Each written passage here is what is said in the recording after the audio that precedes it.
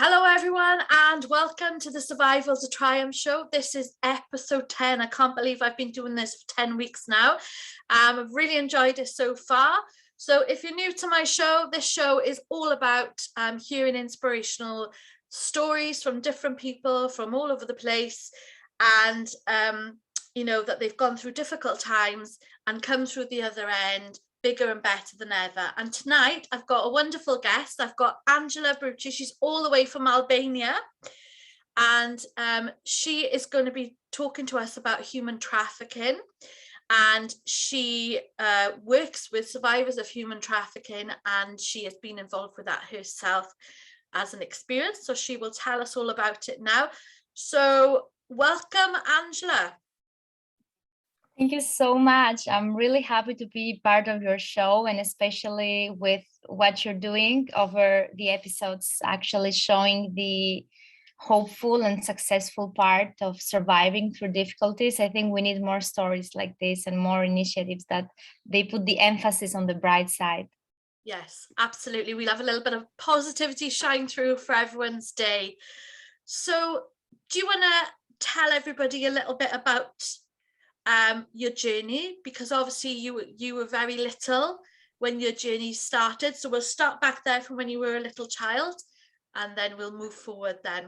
Thank you. Sure.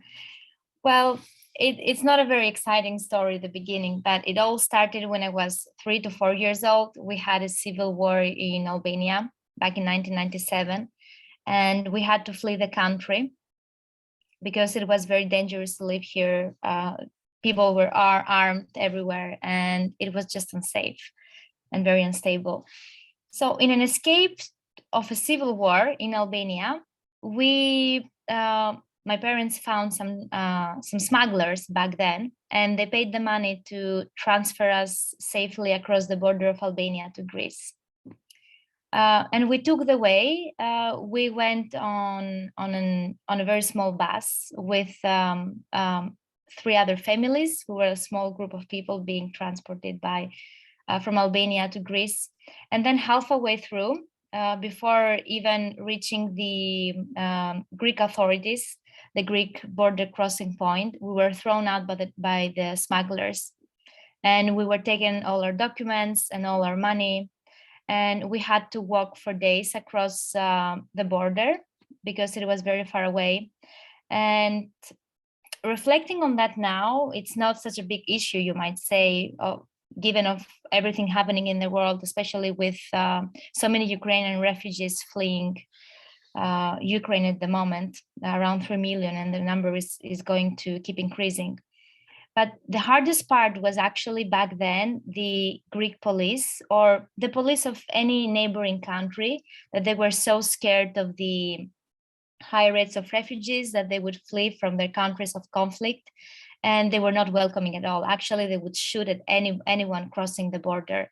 So that was very fearful, and I remember still that very small parts of that story because I was very young, but it's true that you still remember, and that there are some specific points in your life that they shape you. They shape the way how you react.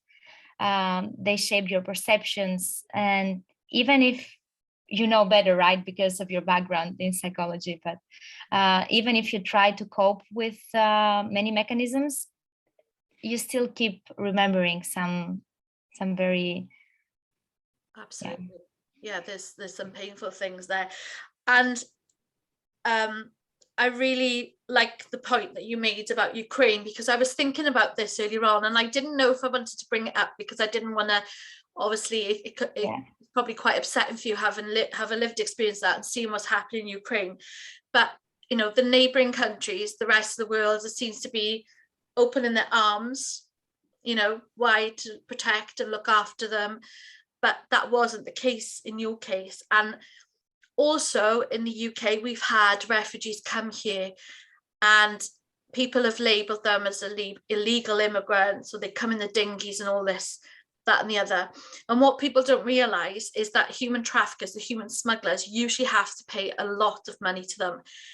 And I've volunteered with refugees and asylum seekers. I think some people have told me, some refugees, asylum seekers, they've paid like £5,000 or £6,000 to just come one person. And what they don't realize is that these human smugglers, human traffickers, they exploit vulnerable people. Now, if the situation in Ukraine, if people weren't welcoming them with open arms, people would still try to flee, and those people would be there ready to take money to transport them. So this is what was happening back then. And it's very sad that we didn't have that in place, and we don't have it in place for other nations. Yeah. You know, it's, so I just want to clarify that that's how this can happen.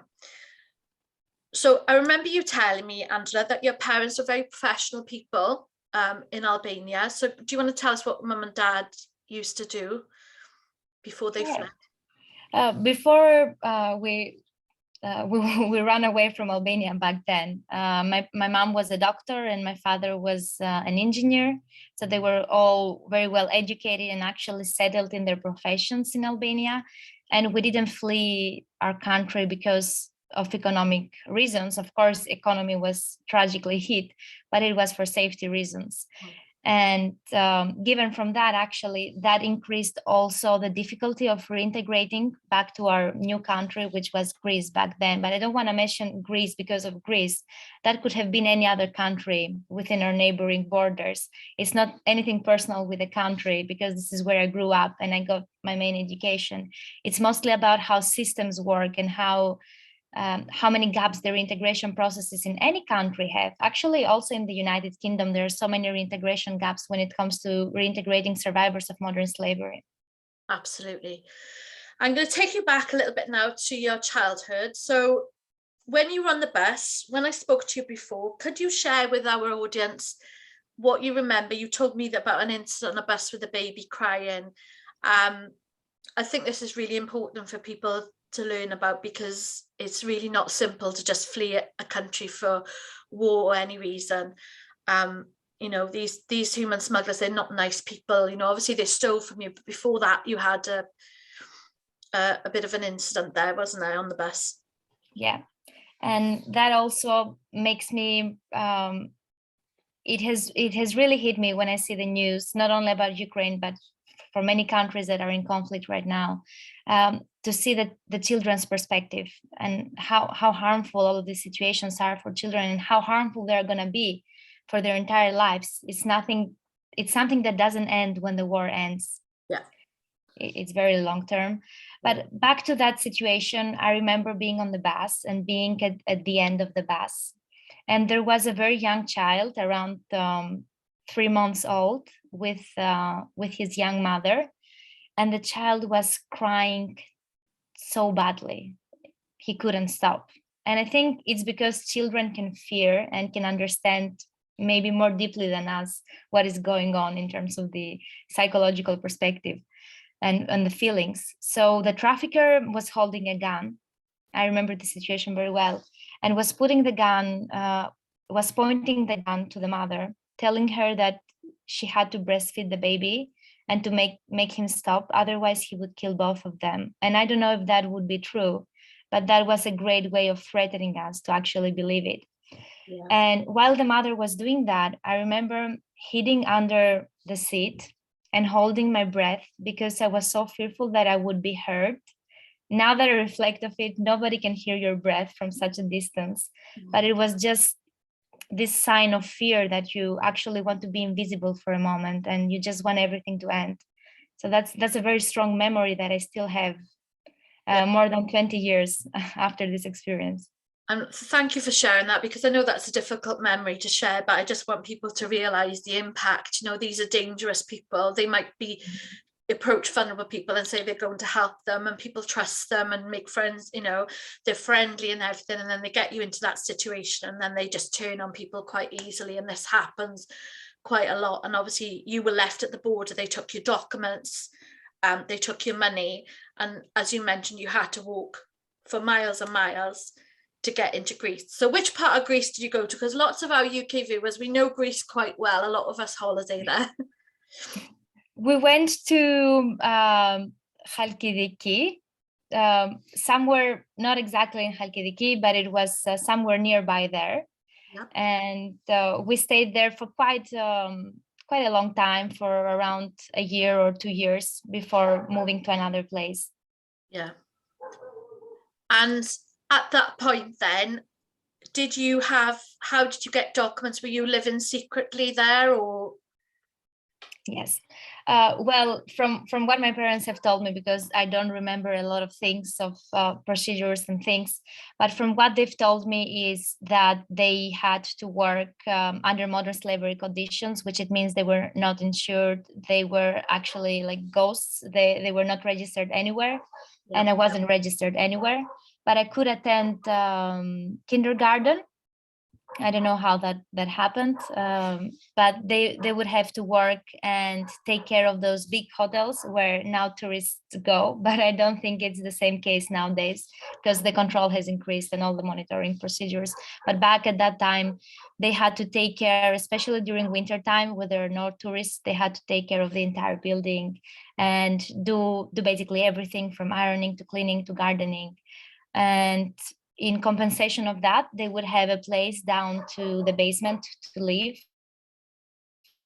Right. Some food, but no payment, no insurance, nothing. Actually, modern slavery conditions. Yes, yes. Paused a little bit then, but I get what you're saying. So you were living in a basement with mum and dad? Yes. Wow. Do you remember that at all? Living in a basement? Do you have any memories? The only memory that I have is falling from the stairs, but that was accidental. And I remember falling from the stairs of the second floor and then falling to the basement. And I remember a huge swollen part of my forehead. Like a big egg. And my mom coming to find me because of my cry. But I don't remember many things of my life in the basement. I remember that I couldn't speak anything, nor Albanian, nor Greek for 6 months. I had this cultural shock of what they call, but it was trauma because of the traumatic incident. And my parents were so afraid that something bad happened to me in terms of my intellectual disabilities or related to that, because then also psychological support was very weak, especially in an island back to the 90s. But nobody would speak about that, and nobody would be willing to see a foreigner and provide free psychological support. Course, yeah. And I remember that time where I was numb in a way that I couldn't speak Albanian, I couldn't speak Greek. I would just watch and observe things. I would observe people. And then after 6 months, I could speak as well as I would speak Albanian and Greek. Wow. The shock, it just took that length of time, and, we can't underestimate, even walking all that way across the border, that must have been traumatic, like walking for days, and tiring, and also the experience with the man with the gun. I mean, that would frighten anybody for the rest of their lives. Even a grown adult, would find that traumatic. So what happened then? Because obviously your parents were professional people. They'd gone from living, before the war, a decent life in Albania, and then coming to Halkidiki, to Greece, and being undocumented, uninsured, sort of living under the radar, being exploited by modern day slavery. So what we mean by that is either working for very little or working for free. And this happens all over the world, where undocumented people take advantage of them. And going to live in a basement. I mean, that was a huge shift for your parents and you as well. So it's a huge life changing situation there. So you were able to go to school and kindergarten. So were you able to go to proper school then to learn, to get your education in Greece? Yes, in terms of the schooling system, I was able to be sent to a public school and then integrate within the school system. And it was challenging because of different cultural issues at the beginning, and also of the cultural assimilation process. Back at that time, no emphasis was given to your culture and to your country of origin and how to preserve it in an ethical way. None of these things was being talked by then. And I'm so happy to see that nowadays there is a little bit more emphasis into that, although there is always room for improvement. But I remember that you feel excluded no matter what, no matter of how good you are, of how educated your parents can be. You just feel excluded when you are in a foreign country and you've never knew or met somebody before.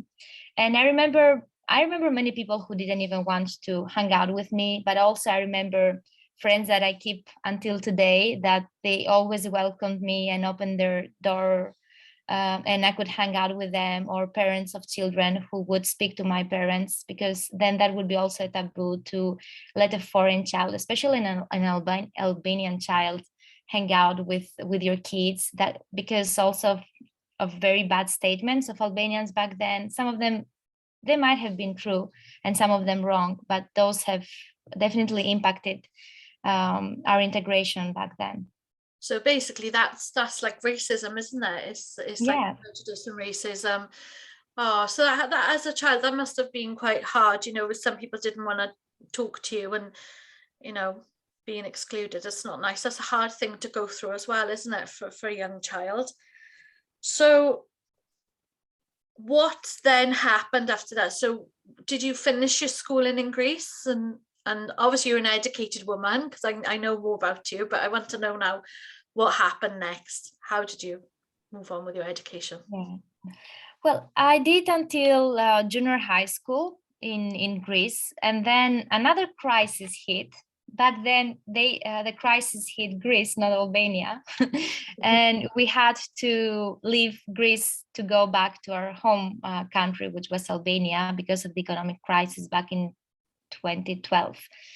And we came back, and it was such a chaotic experience again, because we had to rebuild everything from the beginning. I was used to the Greek culture then, so it was still again starting from zero, learning again the Albanian culture from the beginning. There have been 20 years, so imagine how many things have changed. And it was also hard in terms of language, because I forgot most of it and I had to relearn everything, and I had to be put to a public high school, which was also very difficult because I couldn't have any time to get in any additional programs or integration. But yeah. Wow. So yeah, because you're in Greece, you're talking Greek all the time, maybe a bit of Albanian with your parents, and then you've got all that culture, which is very, very different to Albania. And then you go in, yeah, I can imagine that would be a shock, because even when children are in schools and they move, you know, even if it's 20 minutes down the road to a new house, you know, they've got to make that's hard enough for some children if they've got to move around, but moving back to the country again, and obviously the country is completely different now because there was a civil war before. So it's like, yeah, that must have been crazy, you know, like really, really hard.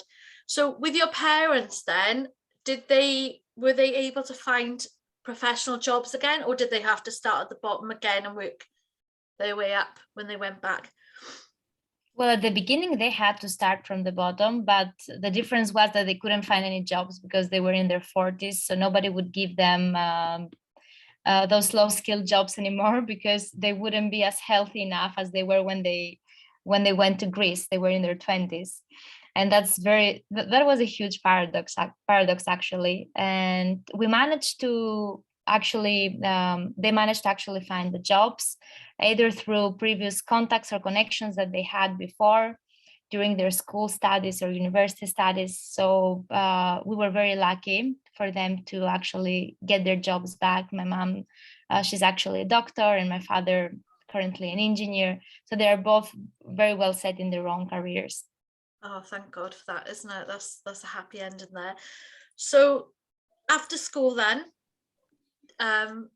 you in the UK, you kind of go to school, finish at 16, then you go to college, or 6 over 2 years, and then you go to uni 18 to 21. So what was your process then to your early 20s? It was quite similar. So I did my high school here, part of my high school in Albania. And then I got the chance then I won the scholarship, which is the Chevening Scholarship funded by the Foreign Office of the UK. And I could be able to do my studies in in a very high prestigious university, University of York in the United Kingdom, and study for global crime and justice, because I always knew no matter what I wanted to do in my life was not being a doctor as my mom or an engineer or any of these things, but it was always a social justice career, especially for girls and women. I remember going back to the villages in Albania and seeing how women were treated, how they were not allowed in the same table with men, how they would eat always the last. And that would make no sense to me, seeing it from the outside. And there was this inner nerve telling me that you need to do something about it. Whatever happens, you need to stay here in this country and actually change things, even little by little, but just do your thing. Don't stay silent. And this is what motivated me to study for global crime and justice and focus my research more into what happens after rescue. There is so little being done and so little being said. What happens to all of those victims of any form of crime after they get rescued? Because there is a life after it, but how can we make sure that there is a happy life or a hopeful life? Yeah. Oh, wow, you've done amazing. So you came to York in the UK. And what was that like then? Because you've lived in Greece, you lived in Albania. That's another culture shock then, coming to the UK, I would imagine. Well, it was a nice shock. If I compared with the previous shocks that I've had, I think that was the nicest in terms of shocks. And I remember it was Oh, we've lost you a little the bit. country. It's a lovely city, York. I loved York. Can you repeat that, Anxhela? Sorry, we lost you a little bit with the internet connection. Sorry. I was talking about York, that it's a lovely city and it has wonderful historical context. So I really love the city and the local side of it, the local feeling, people greeting each other, people getting on the bus and actually greeting the bus driver. That was something that I've never seen either in Greece or Albania. It was very nice. And I would always look forward to get on the bus just to greet the bus driver. So that was very nice. And also the universities, the spacious libraries. We never had something like this here in Albania, unfortunately. Even nowadays, our students cannot benefit all of the benefits that British students can benefit in their universities. So it was a very nice experience from that regard. Yeah, so was it 3 years you were here for? No, it was a year and a half. Oh, It was year a and a half. master's. I did my master's there and I did my Masters. bachelor's back to Albania for administration and social services, Okay. which gave me the basis of actually then getting further studies in reintegration and the global them. I think we lost you again there. Sorry, you got your studies for reintegration and I hope we can get you back. Sorry, we lost you when you were saying about you got your studies for reintegration. Yes. Yeah.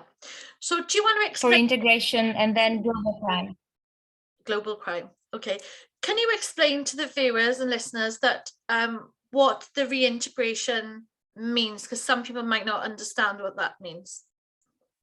Yes. Well, when we talk about victims of any form of crime, but let's say victims of human trafficking, there is the process where they're being rescued. And then after we rescue the victims or are rescued by themselves, they go through their rehabilitation phase, which usually lasts 6 months, 3 to 6 months, depending on the state of the victim.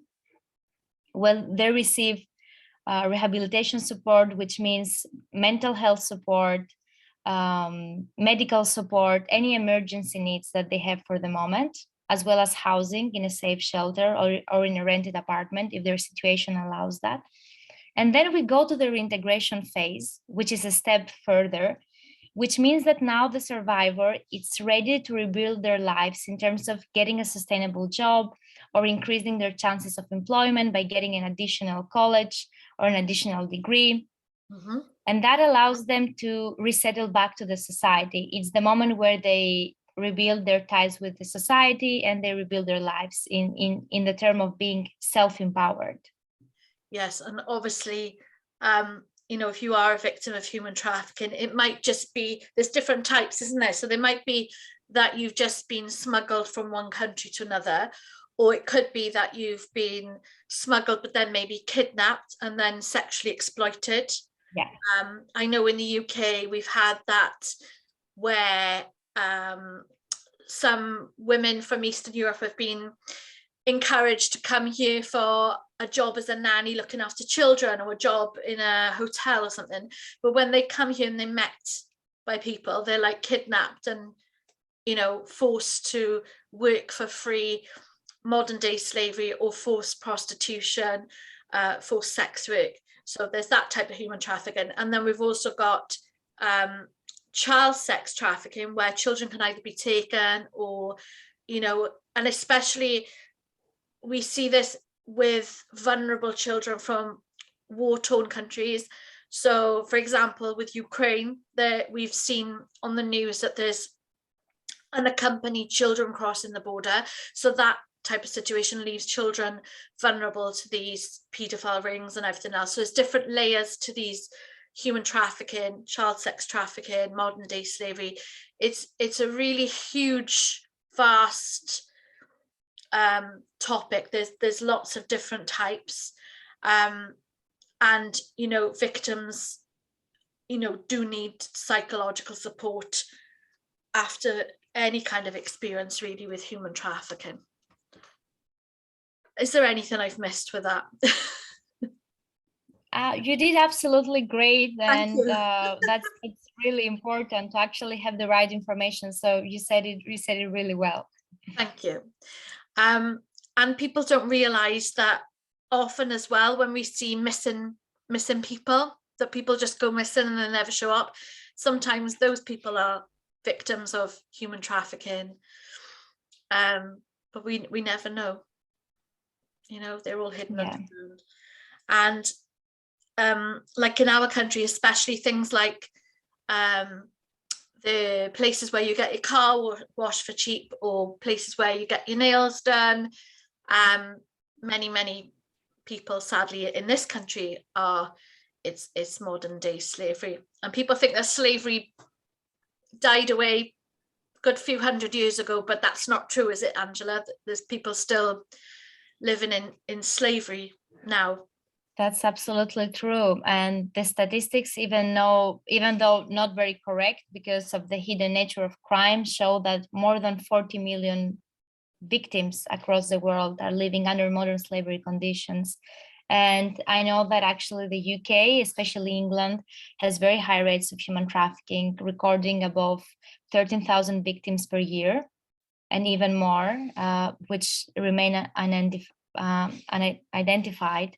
And that makes it even harder to actually deal with the problem. I think we need to also see it from the root causes, what really causes this problem to happen. And I think poverty and lack of access to good quality education are the two main factors that actually make those victims so vulnerable, and traffickers so lucky to actually benefit from these vulnerable situations and commit those crimes that are very profitable for the trafficking industry.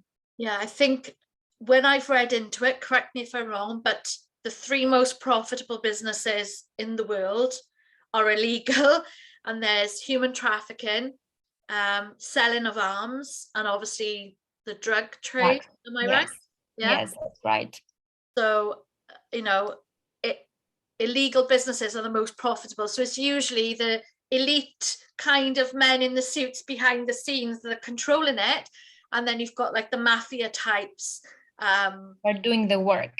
Organized crime who are doing the dirty work. And it's a chain of command. It's like each level is kind of, once you get into it, you're kind of stuck into it. Even the ones who may be in the mafia, they want to break free, they're stuck in it, really, isn't it? So it's not, you either end up dead or in prison, really.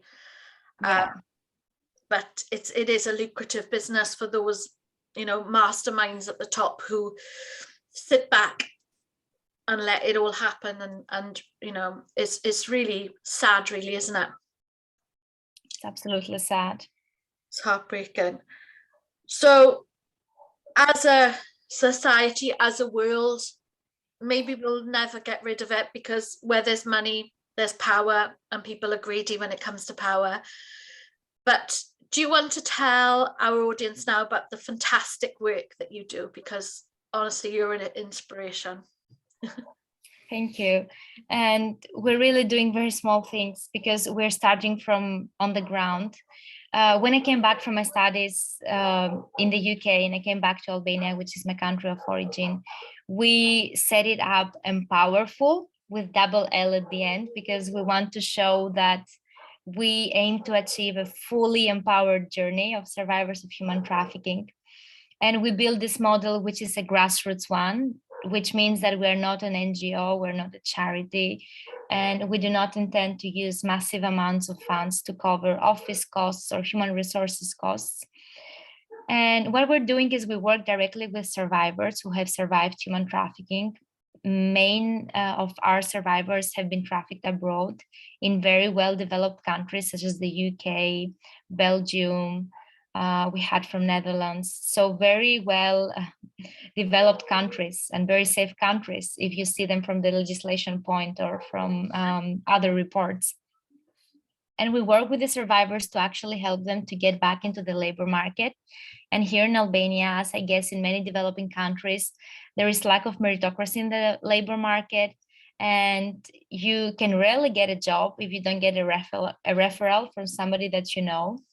And what we're doing is we're breaking this cycle of not finding employment by actually connecting sustainable businesses. We do firstly a security check ourselves about the business, how they treat their employees, what are the labor conditions, and then we connect them with the survivors as well. So this is a summary of what we do. Oh, that's fantastic. So it's not a charity. What is it classed as then if it's not an NGO? Is it just an organization? What do you call yourselves? It's a grassroots movement. Grassroots movement, right? Okay, I got you. So you work on it. So how many people work on this movement? We are all in a volunteering capacity, and we are around 12 people who are directly engaged into it, either through pro bono consulting. For example, they provide the modules. We have experts from the UK and Luxembourg with more than 25 years of experience who have brought their experience and their successful stories in the table to design something very unique and tailored for survivors, which is for most of them the first time getting a training that is related to soft skills instead of just how to identify human trafficking. We've been teaching for so long human trafficking survivors how to stop trafficking, where actually they're not the ones who are doing the trafficking. I think we've got it all wrong. So we're just changing this narrative, and we're focusing on how you can get from this traumatic experience to an empowered perspective, somehow of what your show aims to do, to show how you get from the dark side to the hopeful side. Yes, wow. And you just told me that 12 of you are working on this, but it's volunteering capacity. You're not paid for it. Absolutely, we're not paid, and that's a choice of us. And you might ask, well, how you sustain yourself, because we are living in a capitalist society, and we sustain ourselves through working in consultancies. For example, we all have degrees. I have 2 master degrees, and I've done consultancy work for international organizations or consulting on strategy level. So this keeps my personal funding going. And then we do this on a pro bono service by not taking any funds or any fees. Wow, I applaud you. That's, fantastic. It's like doing a volunteer work, but then deciding what kind of volunteering you're going to do. It's same as volunteering, but we're volunteering on a cause that we think it has a potential to work. Yeah, brilliant, absolutely. And the people that you work with, have any of them had any direct experience of human trafficking themselves? Because obviously you've had the direct experience. Has anyone else who's working on there, have they had experience, and that what makes them passionate about what they? Yes, we have people with lived experience, but also we have people at our team who have worked before with victims of human trafficking. For example, we have a girl who is from the UK and has worked with victims of human trafficking, especially Albanian victims of human trafficking in England, which gives her a very direct experience of how to deal with victims and survivors and what we need to avoid or what we need to be careful of. There are so many cultural perspectives as well, but also safety measures that we need to take when we work with survivors. And we've noticed as well that it's very important, since most of them have children, to actually make some space for their children as well. to take care of them while they do the training. So in this way, they're safer, but also they are more focused on the training topics rather than what is my child doing, or I cannot leave him alone at home, because most of them are single moms. So we need to take all of these perspectives, which is more like a gendered view of projecting the activities. And that's also very important. Yeah, well, fantastic. I just think you're wonderful what you're doing. And, you know, even your consulting work, you're helping with your expertise, your collective expertise, to be able to lobby different, you know, local government, regional government, to be able to change their way of dealing with this, and, you know, at strategy and policy level as well. And that's, you know, you've got your, you know, your fingers in all the pies, you know, as we say in the UK. You've got, you know, you're getting your teeth into everything on you. So you're helping people at a grassroots level. You're looking at, you know, how you can lobby governments, make changes, how you can push for change. And, you know, it is a proper grassroots. When we say grassroots, for anybody who doesn't know, it's like on the ground level, working on the front line with those people pushing for change. And do the survivors, do they help you to shape the project?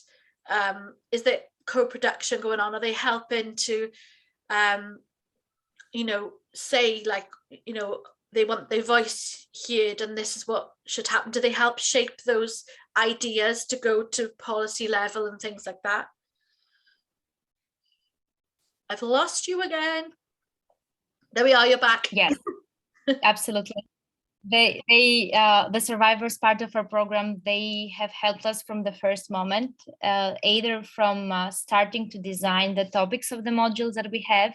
We had an 8-week training session with 8 training topics, which they were from managing fear, inner beliefs about ourselves, negative feelings about ourselves, how to communicate well, how to present ourselves well.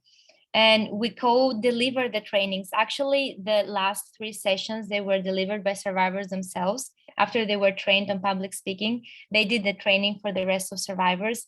And that was very motivating, because they all saw how much you can grow and change, but they also had more confidence on their skills, because they felt very worthy, and that actually their time was being of value because they learned something. And I think that's the most important thing. And I recommend it for anyone working on the ground with any vulnerable type of group, not only survivors, to actually include them in their decision-making processes or drafting processes of each project.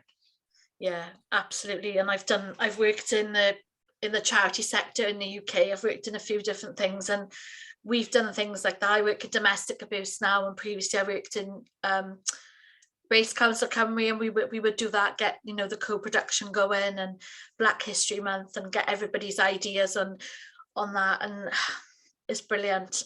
It really is. I wanted to ask, so where are most of your victims, or your survivors? We're going to call them survivors, because actually the word victim, it keeps people down, doesn't it? It keeps people oppressed. I like the word survivor, because you've come through something, and we are on the Survival to Triumph show. So yeah, where do most of your survivors come from? Is it Albania?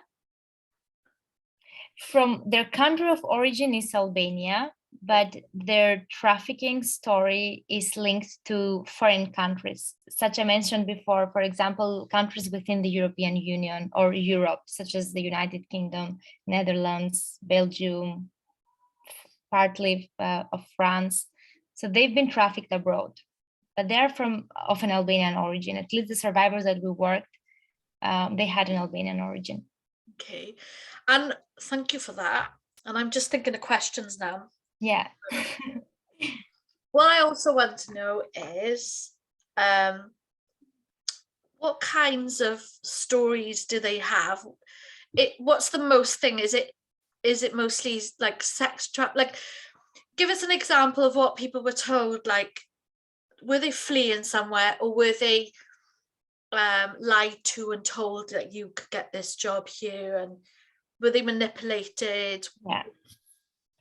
Well, the most prevalent form of human trafficking of Albanian victims who are trafficked abroad is the form of deceit and false promises, either false promises of employment, because we have hugely high unemployment rates in Albania, especially for youth, for people aged among the age of 18 to 30 years old. The unemployment rates are very high. And there is either the false promises of fake jobs. And then, for example, they're promised you're going to work in a very luxurious restaurant in the United Kingdom, for example. I'm just taking a case. Yeah. And then they go there, they transport them through the lorries from Belgium with a lorry to the UK. And then they are deceived. They're being said that this is your life now. You have to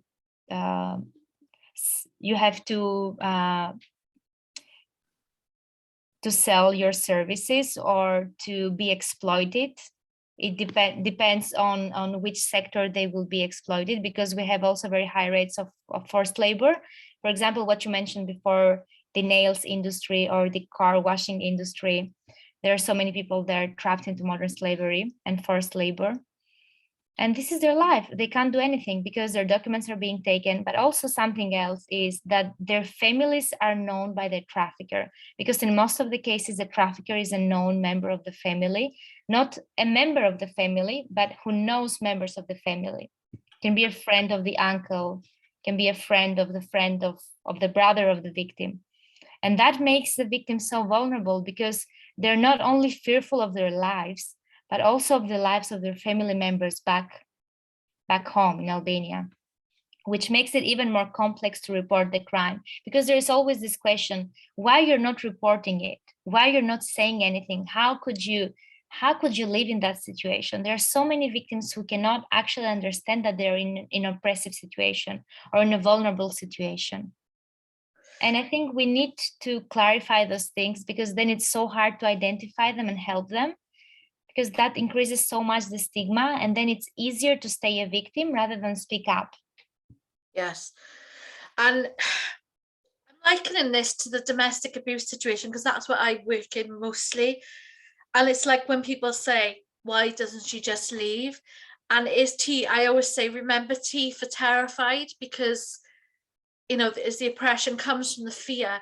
And like you say, with the human trafficking victims, if they are known, I'm really shocked at that, by the way, Anxhela. I didn't realize they would be somebody trusted and known to the family. So that's like, we're working through these, learning about it, myths and stereotypes and different things.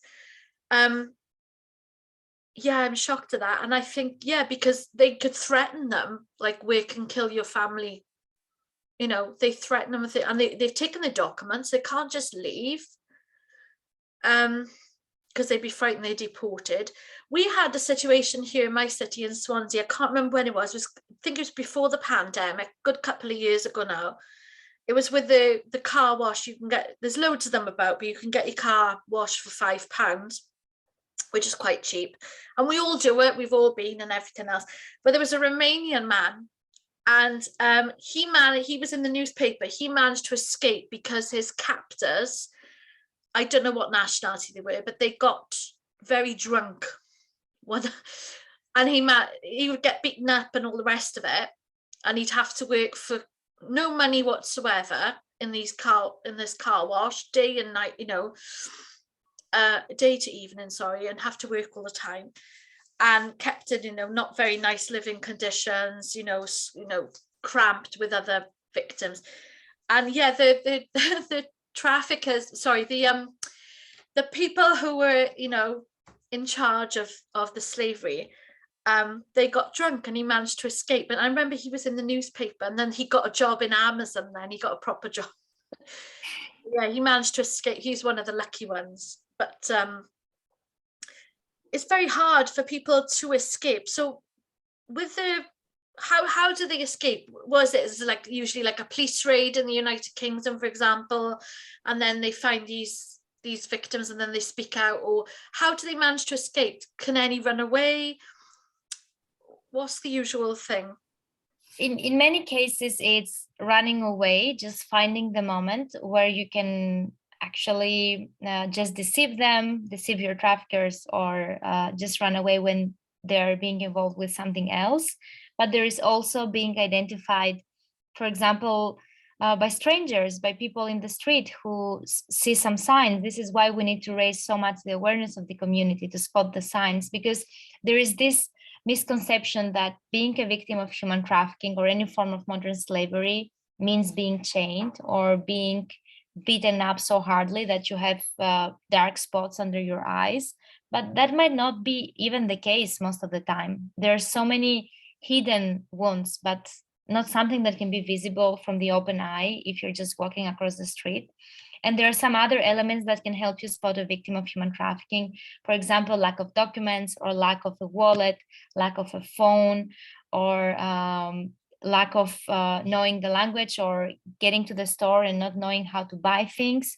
This dissociation from the reality, which might show you that this person is being held captive or is being held closed in the house or not allowed to go out. And that can help you to actually approach the victim.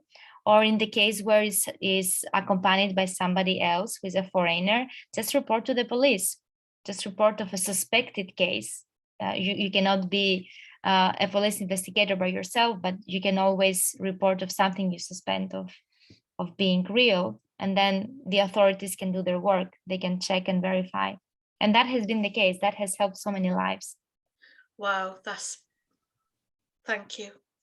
And I was saying when I got my nails done that I noticed that there was a man watching. I won't say where, but there was a man watching and looking he was in the building opposite, and he was looking down into the shop. And I did feel like a bit of a chill down my spine. And I was thinking, why is the man watching the shop from the window? And I'm thinking, could this be, am I in a place where there's slavery? Mm-hmm. It could have been, it might not have been, I don't know. And then it's like we see these barber shops, and like you notice like the really expensive cars coming outside, and there seems to be like a lot of workers and there's not enough customers often. It's like, whereas usually in like a hairdresser, if you've got a quiet day on a weekday, you haven't got many appointments, you wouldn't have all your staff and you'd send them home because you can't afford to pay them. But sometimes there seems to be a lot of people hanging around, and and I'm thinking, like, how can they afford to pay these people? And then maybe I'm thinking, well, maybe they're not getting paid. So what other businesses are really common? Because we've heard like there's the nails, the car wash places, the barber shops. What else? Are there any other sort of things that spring to mind? Well, first of all, to be correct, this can happen everywhere, almost in any type of work. And that's the tricky part of it. This is why it's so hard to identify it and save the victims. But the most places that are in danger are, for example, the textile industry, the garment workers. Here in Albania, we have a lot of factories who provide massive products for export, and then laborers have to work with very weak work conditions, which make them so vulnerable to modern slavery and forced labor. And then another area is actually the hotel industry. And this is where you will find many victims of modern slavery, especially seasonal workers who will work with no insurance or health insurance and in very low wages, where you will pay for very, very high services. It's the massage industry and all the beauty industry in terms of face massage and body massage. And you will always be surprised by the low prices. For example, here in Albania, you can get a body massage for an hour for 20 euros. But then when you hear how much the person is being paid, it's like they get €1 for that 1 hour massage. And just by looking at this perspective, that's modern slavery itself, because there is no control on how much the person is being paid, and is paying below the minimum. So there are so many tricky parts. human trafficking is one form where it's usually sex trafficking, but there is also forced labor, and that's also harmful as well. And there is very little being done in that perspective because all the focus is within the sex trafficking. And then we're leaving out so many boys who are being exploited also to join gangs or to work in the cannabis fields, which are also at the very high risk of exploitation. So it's a very complex issue. Yes, gosh, it really is, isn't it? It is so complex. And actually, in my old house in Morriston, there was a cannabis. I was living in a semi-detached house, and they had, there was a cannabis factory next door, which was crazy. And I think that was Vietnamese, so they probably were modern day slavery there as well, which is very, very sad. I've heard that, like, children, I remember I had training with the children in Wales from the NSPCC or something like that, and there was a child that was caught coming from Calais in France to Dover, and it was a 2-year-old child, and it was in the lorry where the driving, it was in the dashboard, it was hidden, the child was in, they heard it crying, it was hidden in there, 2 years old. And that was all the way from Vietnam as well. It's just heartbreaking, isn't it? So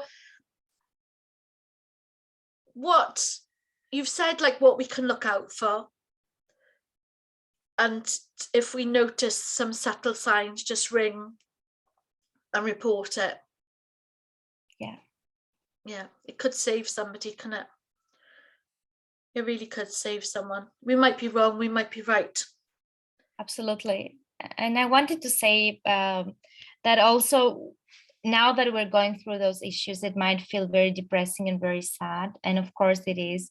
But there is also the hopeful side that we as citizens and as responsible citizens can do so many things to actually first prevent human trafficking or modern slavery, but also support survivors of modern slavery in many forms and many ways. So there are so many things that we can still do. It's not that we have lost the fight. No, staying positive and people come out the other side. And your project is fantastic, and I really wish there was a project like that everywhere, and maybe one day you'll get the funding and be able to start an actual charity and get it rolled out, and maybe your lobbying for the policy and strategy and everything will come across into governments. You could be like a pioneer. One day, 30 years from now, children might be learning about Anxhela Bruci in the history books, what she did. You never know. This is how this starts, isn't it? You could be starting a revolution here. Remember, you saw a year first on the Survival to Triumph show. That's funny. Yeah, no, but in all seriousness, there is hope. If somebody spots, they could get rescued, and there is hope. There's help available, for people. And, some people are really, really good and they will help others. And we've seen that with the Ukraine crisis, that people are opening their doors and arms to help other people. And I don't know what movie I saw it in. I saw it somewhere. But the phrase was, I think there was a man telling a child that whenever there's bad things going on in the world, always look for the helpers. So we see all this with war in Ukraine and everything, and that's really sad and everything, but always look for the human spirit. There's always kind people out there, always people willing to help. And I think if we look at life whenever there's a crisis or something bad happening, if we look for the helpers and celebrate them, because there's too much bad news all the time, they need to be showing more of the helpers. That's so beautifully said. I agree. And I always try to look on the positive side, even though it's so hard sometimes, especially with what's happening right now in Ukraine. But there are also signs of humanity, where you see help, where you see resilience. It just gives you hope to keep going and to be hopeful that actually tomorrow might find you in a better place. Absolutely. And as humans, we do build resilience, and there is hope. We can come out the other side, and this is why I do this show, because no matter what you've been through, there is a way. You just have to reach out to somebody, talk to somebody, be honest and open, and there will be somebody, a right person will be on your path to help you. I'm a firm believer of that. Absolutely. So we got 5 minutes left. What at the end I always say about a golden nugget piece of advice. What I don't even know what question to ask you. Let's put it out there for you then. What do you want to say for the last 5 minutes? Over to you, because I'm just fascinated by you and what you're doing, and I think it's great. Thank you so much. Yeah. Well, I don't think that I'm in the position to give any advice to other people, but I would say from the few years that I've lived so far, I've understood that life is not a straight line, and there might be so many ups and downs, and especially so many challenges. But what it really matters is how to really stay connected to your true self, and to always connect to your core, what you really believe, what are your values, and what keeps you going in life. I really like the book of Viktor Frankl. I don't know if I've pronounced him correctly, but he says always, the person who knows his why can bear anyhow. So if we know our why, if we know why we were sent to live in this world, or it depends on what we believe, and I don't want to touch into that, it becomes so easier to actually follow the paths that life faces us, and to actually be use of somebody else, to be first of use of ourselves, and then to be of use of somebody else. For me, I connected a lot to how much help I've given, or how much useful I was today. What did I do today for somebody who was in need? And that really makes me hopeful to believe that there is a reason of this life. There is a reason of being hopeful, and giving your time, and waking up, and believing in humanity above all. I'm a huge believer of that. Yes, and you're so similar to me in that outlook and way. And I do believe, like, the things I've been through in life, some of them have been traumatic and not very nice. And, at the times you can't see, why is this happening to me? Why is this, why am I going through this again? But you only sort of learn afterwards upon reflection. Like, for example, if I'd never experienced domestic abuse, then I wouldn't have gone to the domestic abuse organisation, which I now work for, and had help upon the advice of somebody else I didn't even really know. And if I hadn't gone and experienced it and sat in a program called the Freedom Program, which is a 10-week program, like group therapy kind of, but it's like you all talk about your lived experience in a group with the guidance of a worker. And if I hadn't sat there and I thought to myself, I love what the work is doing, I really want to work for this organisation one day, is fantastic.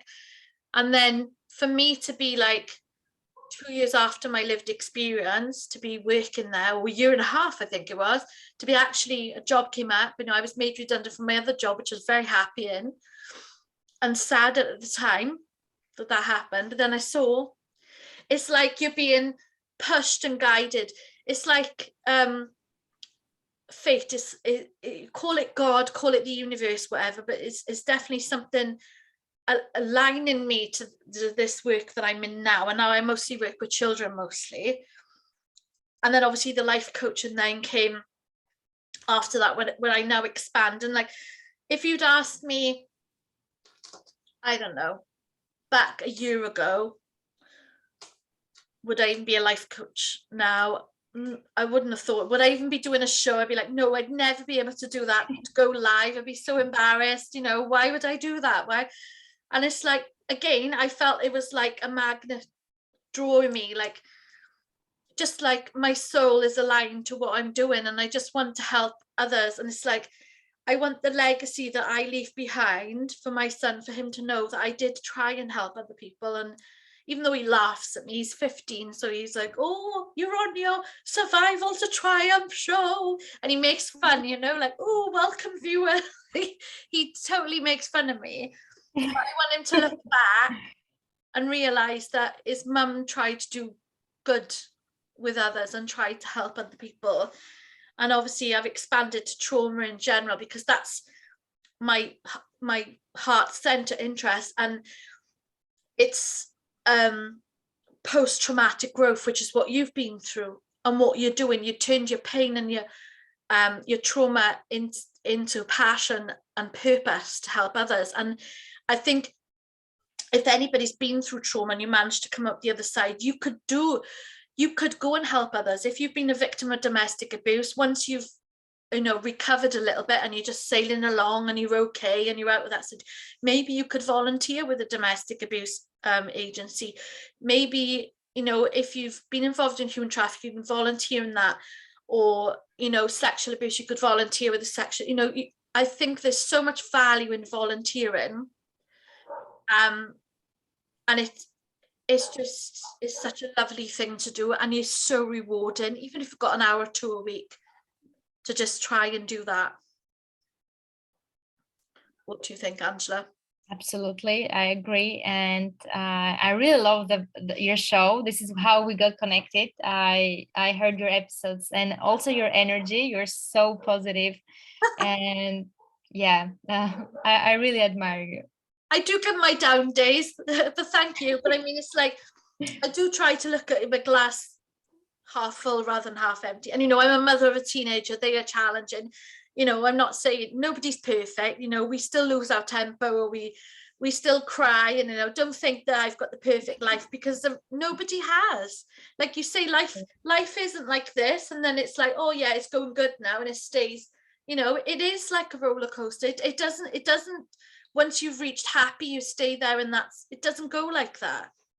And it's this resilience and everything. So I encourage everybody, whatever you've been interested in, like, I wonder what it's like to be homeless, or I want to do some fundraising for cancer, or I don't know, for children, or if you're an animal lover and it really upsets you that animals get abused or something, maybe you can go and volunteer at an animal shelter like 2 hours a week, or just find a little bit of passion and purpose. And just, there might be some people working that are not happy in their day-to-day jobs, but just try and do a little bit of volunteering to just get that, to feel that.